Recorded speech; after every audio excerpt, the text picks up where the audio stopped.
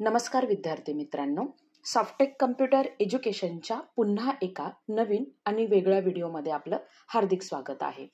आजचा आपला video number 2 आहे आणि या व्हिडिओमध्ये आपण GCC TBC साठी जे काही मराठीची येणारी जी एक्झाम आहे त्या एक्झामसाठी लागणारे जे काही ऑब्जेक्टिव्ह आहेत ते आपण पाहणार आहोत. इम्पॉर्टंट 25 ऑब्जेक्टिव्ह मी तुम्हाला सांगणार आहे.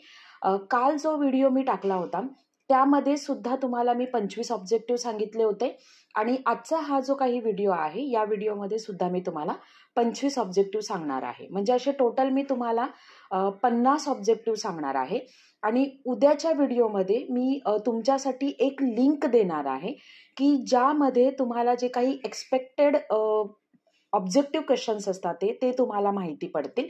म्हणजे तुम्हाला असे वेगवेगळे व्हिडिओ पाहायची गरज नाहीये. त्या एका लिंकवर जर तुम्ही केले तर तुम्हाला सगळा जो काही डेटा आहे तो तुम्हाला भेटून जाईल. ओके, चला तर मग स्टार्ट करूया. फक्त फरक एवढाच पडतो की त्या व्हिडिओमध्ये मी तुम्हाला असे जे काही ऑब्जेक्टिव्ह जे आहेत ते असे एक्सप्लेन नाही करणार आहे. मी तुम्हाला लिंक देणार, वेगवेगळ्या PDFs आहेत त्या PDF तुम्ही डाउनलोड करा आणि प्रॅक्टिसला सुरुवात करा. ओके, तर हे 25 ऑब्जेक्टिव्ह आपण समजून घेऊया. पहिला प्रश्न आहे, CPU ला डॅश म्हणून सुद्धा ओळखले जाते. ऑप्शन आहेत रॅम, कॅल्क्युलेटर, मायक्रोप्रोसेसर की यापैकी नाही. तर याचं उत्तर आहे मायक्रोप्रोसेसर. पुढचा प्रश्न आहे, मेलवर पाठवलेले फाईल्सला काय म्हणतात? तर मेलवर ज्या फाईल्स पाठवल्या जातात त्याला काय म्हणतात? ते अटॅचमेंट. ऑप्शन आहे अटॅचमेंट, लिंक, हायपरलिंक किंवा पाठवलेले नाही. तर उत्तर आहे अटॅचमेंट. पुढचा प्रश्न आहे, डॅश डॅश हे पहिले नेटवर्क आहे. मॉडेम, गुगल, अर्पानेट की NSFE एन्युनेट. ओके, तर त्याचं उत्तर आहे अर्पानेट. ओके, हे पहिलं नेटवर्क आहे, लक्षात असू द्या. त्यानंतर पुढचा प्रश्न आहे, ईमेलचा फुल फॉर्म काय आहे? ईमेलचा full form electronic mail, electronic message, electrical mail की पाठवलेले नाही. तर याचं उत्तर आहे इलेक्ट्रॉनिक मेल. ओके, पुढचा प्रश्न आहे, हायपरलिंकचा कलर अदर टेक्स्टपेक्षा वेगळा असतो. हा प्रश्न जो आहे, जर तुम्ही माझा कालचा व्हिडिओ पाहिला असेल तर त्या व्हिडिओमध्ये सुद्धा आहे. काही जे क्वेश्चन्स आहेत मी दिलेले ते 101% तुम्हाला परीक्षेमध्ये येणार, याची मात्र खात्री तुम्ही बाळगा. आणि हे जे 2 व्हिडिओ त्याच्यानंतर मी तुम्हाला उद्या जी लिंक देणार आहे ती तुम्ही करा, म्हणजे तुम्हाला मराठीमध्ये ऑब्जेक्टिव्हचा प्रॉब्लेम होणार नाही, तुम्ही पास होणार. तर याचं उत्तर आहे बरोबर. हायपरलिंकचा कलर हा इतर जो काही टेक्स्ट असतो त्याच्यापेक्षा वेगळा असतो. ओके, पुढचा प्रश्न आहे, संपूर्ण डॉक्युमेंट सिलेक्ट करण्यासाठी डॅश या की कॉम्बिनेशनचा वापर केला जातो. Ctrl+Z, Ctrl+A, Shift+A, Shift+Z. तर याचं उत्तर आहे Ctrl+A. ओके, पुढचा प्रश्न आहे, रिडो या कमांडसाठी डॅश डॅश शॉर्टकट की वापरली जाते. रिडोसाठी काय वापरली जाते? Ctrl+Y. ऑप्शन आहे Ctrl+A, Ctrl+Z, Ctrl+Y, Ctrl+W. तर याचं उत्तर आहे Ctrl+Y. पुढचा प्रश्न आहे, पॅरेग्राफ सिलेक्ट करण्यासाठी कोणत्या डॅश कीचा वापर करावा? पॅरेग्राफ सिलेक्ट करण्यासाठी Ctrl+Shift+अप ॲरो, Ctrl+Shift+डाऊन ॲरो, Alt+Shift+अप ॲरो, Alt+Shift+डाऊन ॲरो. तर याचं उत्तर आहे Ctrl+Shift+अप ॲरो. ओके, त्यानंतर पुढचा प्रश्न आहे, कर्सरच्या उजव्या बाजूचे एकच कॅरेक्टर सिलेक्ट करण्यासाठी डॅश या कीचा वापर करावा.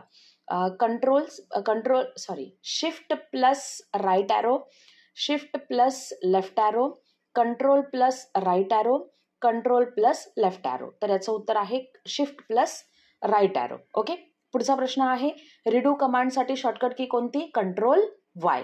ओके, पुढचा प्रश्न, MS Excel 2019 मध्ये खालीलपैकी कोणता चार्ट नाही? प्रश्न नीट वाचत चला. नाही म्हटलं आहे. बबल असतात, लाईनही असतात, स्कॅटरही असतात, रेक्टँगल वगैरे अशा प्रकारचा कुठलाही चार्ट नसतो. तर रेक्टँगल हे उत्तर आहे. पुढचा प्रश्न आहे, MS Excel 2019 मध्ये कोणत्या प्रकारचे चार्ट्स बनवता येतात? ओके, प्रश्न फक्त व्यवस्थित वाचत जा, शब्दांचा खेळ असतो. लाईन, एरिया की बार?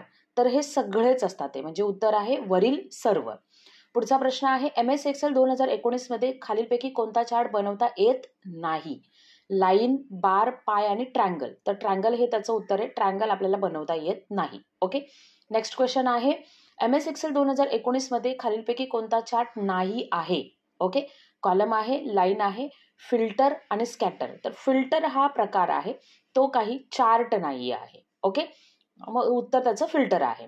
MS Excel 2019 मध्ये खालीलपैकी कोणता फंक्शन फक्त नंबर काउंटसाठी वापरला जातो, न्यूमेरिक काउंटसाठी वापरला जातो? तर ऑप्शन आहेत काउंट, काउंट नंबर्स आणि CHKNUM नंबर्सच आहे. तो काही फॉर्म्युला नाहीये, तो असाच दिलेला आहे. याचं उत्तर आहे काउंट. जो फंक्शन आहे ना तो फक्त नंबर काउंटसाठी वापरला जातो.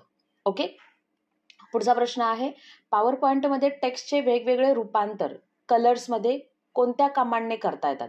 म्हणजे टेक्स्टला वेगवेगळे कलर्स देता येतात ते, मग तो कोणत्या ऑप्शनने आपण देऊ शकतो? फिल, फॉन्ट कलर, फॉन्ट की फॉन्टची साईज वाढवणे. तर टेक्स्टला जर द्यायचं जर असेल तर मग त्याला काय वापरावं लागेल? Font colour. ओके, फिल हा जो ऑप्शन आहे तो तुम्हाला जर कुठला शेप वगैरे जर असेल तर त्याला हे करण्यासाठी वापरला जातो. आणि फॉन्ट म्हणजे काय? फॉन्ट म्हणजे त्याचा फॉन्ट चेंज केला जातो. टाइम्स न्यू रोमन, कॅलिब्री, एरियल वगैरे हे फॉन्ट असतात. आणि फॉन्टची साईज म्हणजे काय? 12, 13, 14 अशी फॉन्ट साईज. मग जर फॉन्टचा कलर म्हणजे टेक्स्टचा कलर जर आपल्याला बदलायचा जर असेल तर कोणता ऑप्शन वापरला जातो? Font colour. Okay, next question, स्लाइडचा बॅकग्राऊंड कलर कोणत्या मेनूमधून बदलता येतो?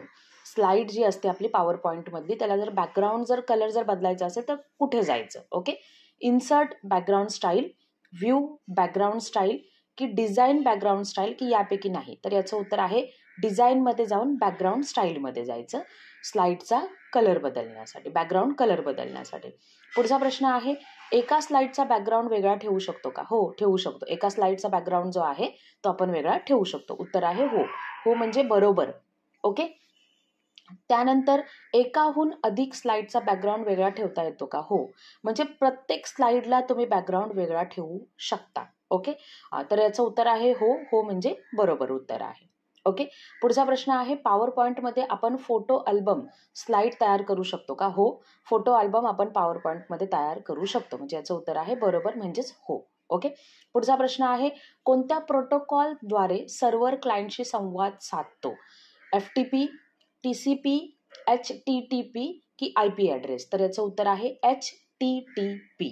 ओके, नेक्स्ट क्वेश्चन, लेटर किंवा तत्सम माहिती इंटरनेटद्वारे पाठवली जाते त्यास डॅश म्हणतात ते? FTP, स्नेल मेल, मेसेजिंग की ईमेल? तर त्याला काय म्हटलं जातं?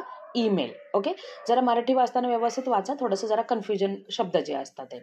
त्यानंतर पुढचा आहे वेबमध्ये कीवर्डच्या सहाय्याने जी माहिती शोधली जाते त्यास डॅश डॅश म्हणतात?